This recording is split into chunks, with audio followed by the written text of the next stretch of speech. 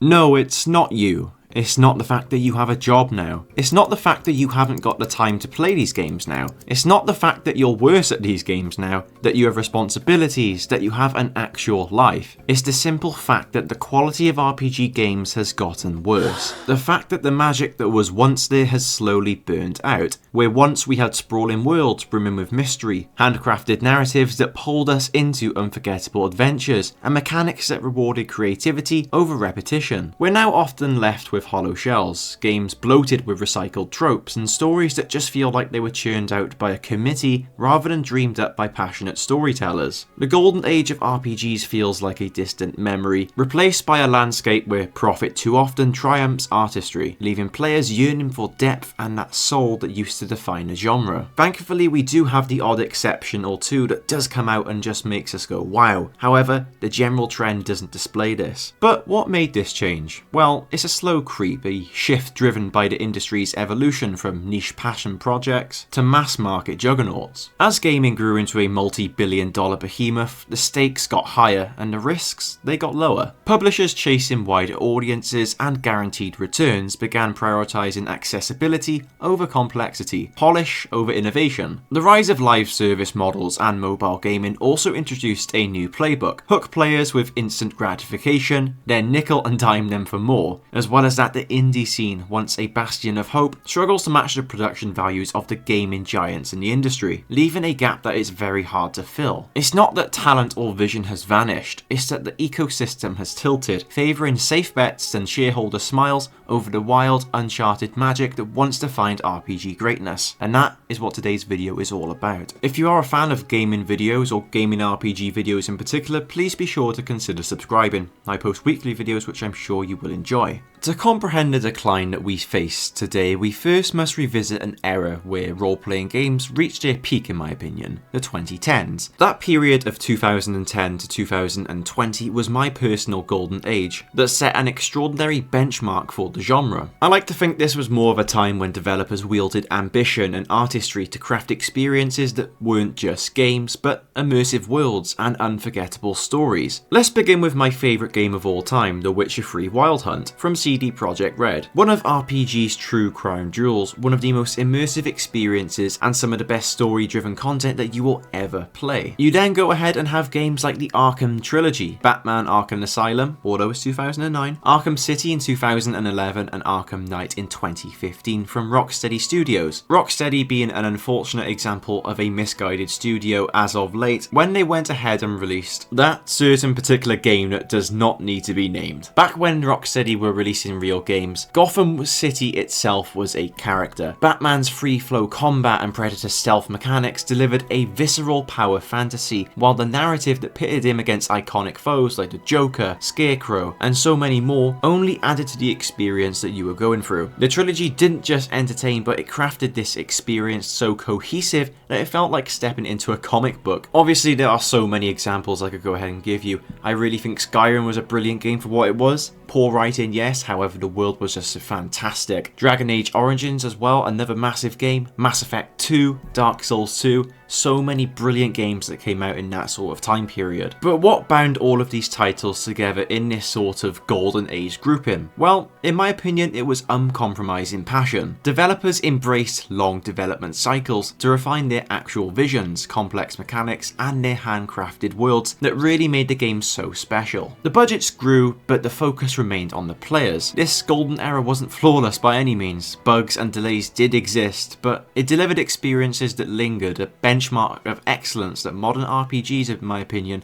struggle to reclaim amidst today's industry shifts. So I've talked about some of the previous great titles in my opinion, but what are some of the titles as of late that are really dragging the RPG genre down this pit where you feel like there's just no escape? The recent AAA titles Avowed, Starfield, and Dragon Age the Veilguard arrive with lofty expectations backed by storied studios and years of anticipation, yet they stumbled, embodying a decline that many players decry as modern slop. These games, along alongside a broader wave of disappointments, reveal a genre struggling to recapture its former magic. Let's examine each in detail and widen the lens to see the troubling pattern that they all represent. Starfield in 2023 was Bethesda's big, ambitious leap into the cosmos. Heralded as Skyrim in space, a pretty promising pitch, promising us a galaxy-spanning RPG with 1,000 explorable planets. What players encountered, however, was a vast and hollow experience. The majority of these planets were procedurally generated wastelands, lifeless stretches of rock pocketed with repetitive outposts populated by NPCs who deliver bland, forgettable lines. Basically, all of them with the charisma of a spreadsheet. The whole point of a great RPG is to immerse you in a world to allow you to escape from reality. Now, Starfield didn't quite capture that for me, or I think for about everyone actually. Possibly one of the most mediocre stories in all RPG gaming history, Starfield was far from what Bethesda had promised us it would be. The game is just spread too thin and watered down too much, with too little depth, excitement, or consequences. Everything just feels too safe. Nothing you do felt like it mattered anyway, because it didn't. Most of the game's mechanics, like ship or outpost building, weapon and suit mods, mining, scanning, surveying,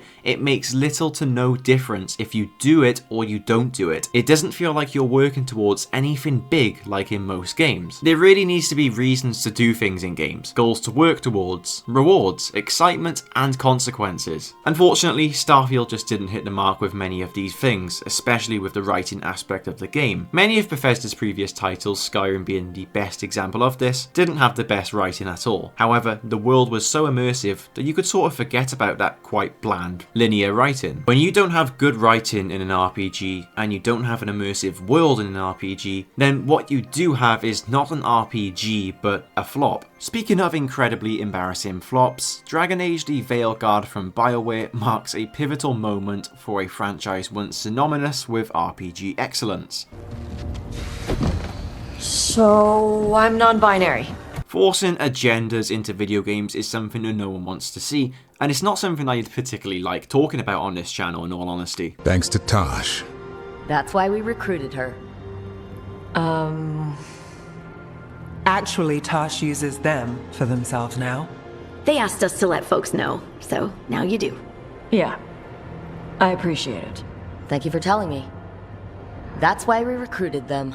Unfortunately, BioWare went ahead and used this once fantastic franchise to go ahead and try and force a message onto players that didn't want anything to do with it. RPGs are used to escape reality. When you play an RPG, you want to feel like you're involved in the world that you're playing in. So why BioWare thought it would be a brilliant idea to go ahead and incorporate real-world issues and try and force a message onto their fanbase and their players is absolutely beyond me. This game went ahead and tried to focus on gender and identity themes, diverse representation. Perceived political messaging was everywhere in this game and was a huge shift from the grim fantasy world that we once saw in Dragon Age Origins. A subset of gamers reflected in Steam discussions and X posts framed Veilguard as a political advertisement or a woke fest. This whole progressive approach really went ahead and ruined the reputation of BioWare itself as a company and overall their sort of approach moving forward in regards to making their RPGs. However, the RPG wasn't just poor because of that. The simplified RPG mechanics were included as well, where it felt like it was holding your hand during numerous missions in the game. As well as that, a disconnected story and legacy, repetitive gameplay, and inconsistent writing all plagued this game, leading to a pretty mediocre experience for anyone looking forward to a great RPG. Finally on this list we have the most recent title being Avowed from Obsidian. This is the studio behind Fallout New Vegas, Pillars of Eternity, so you think it'd be pretty good, right? After all, this title was tipped as Skyrim in 2025, and actually better than Skyrim by numerous outlets, who were definitely not paid to say that. It opens with a flicker of promise, the Living Land's vibrant coast, with its lush greenery and hints of plague-driven intrigue. This suggested a return to Obsidian's narrative strengths, yet that spark quickly dims. The first-person combat blending sword slashes with spellcasting starts as a visual spectacle, but grows very repetitive, lacking the strategic crunch of Pillars class synergies, or the satisfying heft of the Dark Souls duels that you may find. The cities like Dawnshore tease political tension, pirates versus the settlers, but feel oddly lifeless, and I wonder why that is. Maybe because the NPCs quite literally do not move around at all. They are static, staying in the same place, the exact same time, every every single day. No NPC routines, no ambient chatter, or incidental encounters that made Oblivion's Imperial City hum. I cannot emphasize how embarrassing that is for a release in 2025. There's literally been better cities crafted with more vibrant NPCs 15 years ago. But what was different 15 years ago compared to now? What's driving this downturn and what has been lost in the process? Well, I suppose the answer lies in a toxic blend of corporate greed, industry mismanagement, and a subsequent erosion of the craft that once defined RPGs. Qualities like deep writing, vibrant worlds, and meaningful mechanics all seem to have been lost now, and this has been due to a numerous set of factors. Major corporations, EA, Microsoft, and others acquire studios like BioWare, Bethesda, and Obsidian, then exert control that stifles creativity. Dragon Age: The Veilguard's mid-development pivot to a live service model, later abandoned, left its narrative rushed and disjointed. Starfield clung to Bethesda's aging creation engine under Microsoft's push for a 2023 release, resulting in this galaxy full of barren planets. Yes, I do believe Bethesda would have used creation engine anyway regardless of Microsoft. Many of these big corporations put studios under rushed timelines, tight schedules dictated by shareholder demands, and it sacrifices the quality for the game. I don't think there is a better example than Cyberpunk 2077, which did release in 2020. At the time, one of the most anticipated releases ever for CD Projekt Red, and it was their worst launch by far. It was a stark contrast from The Witcher 3's living world, because executives ignored development pleas for more time. Shareholders become unhappy, so they demanded that the game got released now. And what did it lead to? It led to the entire franchise nearly being written off by all of its player base. Cyberpunk was very fortunate that Edgerunners on Netflix did so well and really sparked a lot of interest back into the franchise. Otherwise, I think it would have been written off for good.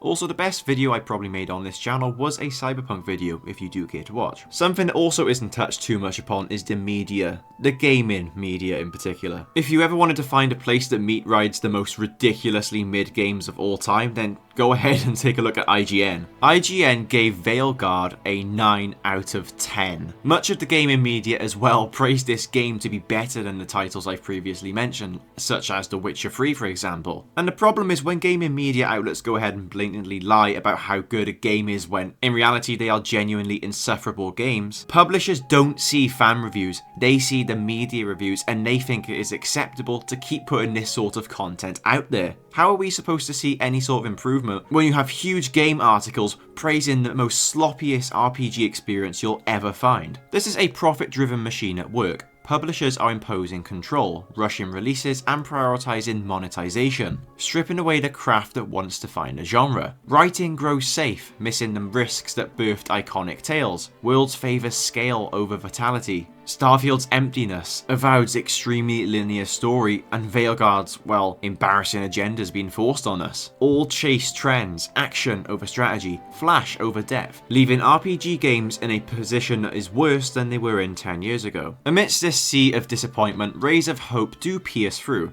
Exceptions that not only defy the decline, but remind us of what an RPG can really achieve when crafted with both vision and care. For me, Kingdom Come Deliverance 2 stands as a testament to the genre's enduring potential, joined by other remarkable efforts that buck the trends of corporate overreach and mediocrity. A little bit long ago, but as well as that, you have Red Dead Redemption 2. Then in 2022, you have Elden Ring. Going back to 2020, you have Cyberpunk, after all of the bugs were fixed of course, was another fantastic title. As well as that, Baldur's Gate 3 was another remarkable release, showcasing what RPG games can truly be when done correctly. What unites these exceptions? I like to think they're more creator driven, not profit dictated. Of course they are there to make money, however I just think they're made with the right reasons. I like to think most of these titles prioritize depth, writing that grips, and a world that breathes, as well as that mechanics that really do reward you, especially Elden Ring. They succeed where Avowed, Starfield, and Veilguard falter, offering a blueprint for what RPGs could be if the industry did to prioritize craft over commerce. But will that ever happen now with these big companies? It feels like everyone just goes with the way of the wind, whatever the most latest political stance is. Corporate greed, rush schedules, and an insufferable amount of gaming media have dulled a genre once defined by passion. Will this ever change, however? I don't know. All I'm saying is it's sad to see the RPG genre fall, and there's nothing we can do to stop it.